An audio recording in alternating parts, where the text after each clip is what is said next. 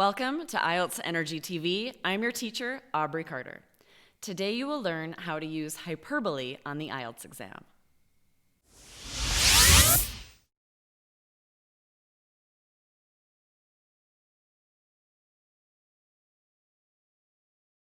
Hyperbole can be difficult to use in a second language.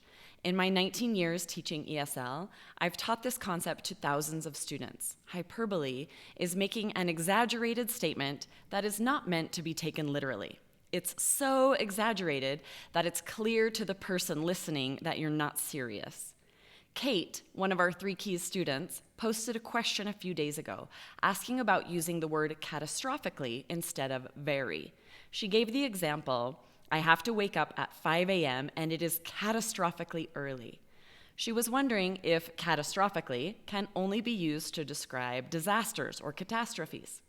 This is an excellent question, and she was able to get an answer right away. This is one of the many benefits of our 3 Keys study system.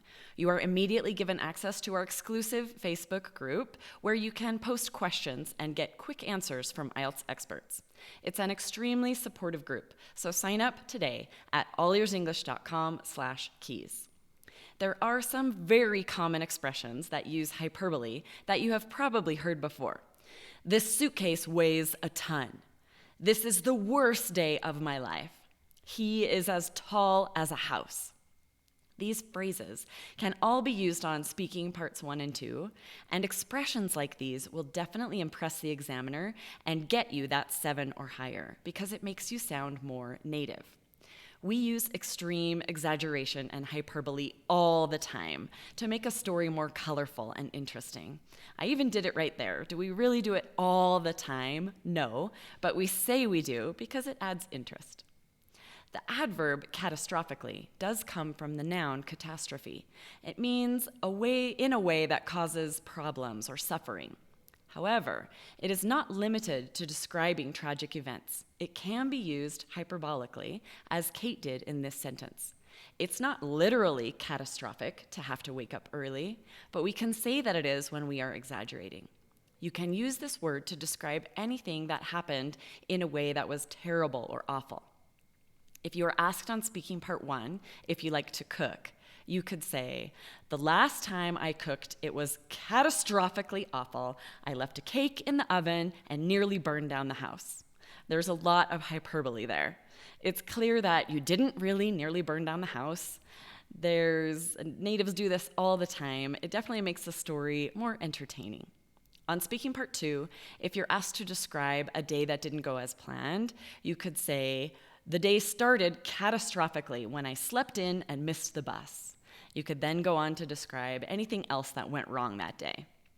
This adverb is also ideal for IELTS writing if you're discussing negative aspects of politics, the economy, or markets failing. For example, if a Task 2 topic asks you how a government can protect its nation's economy, you could say, in the past, markets have crashed catastrophically, plunging economies into deep depressions. It will also come in handy on academic task 1, essays as a parallel for drastically, and can be used to describe any negative change. If you have IELTS questions for us, you can email us at support@allearsenglish.com, or for the quickest answers, post them in our Facebook group once you sign up at allearsenglish.com/keys. Subscribe to our channel, IELTS Energy TV, so that you never miss an episode. And if you liked this video, like, share with a friend, and leave us a comment. Bonus tip, get a 7 or higher with the All Ears English app featuring real-time transcripts and vocabulary practice that will push your score higher. Plus, fun video lessons with Lindsay, Michelle, and Jessica. Download the app today at allearsenglish.com/app.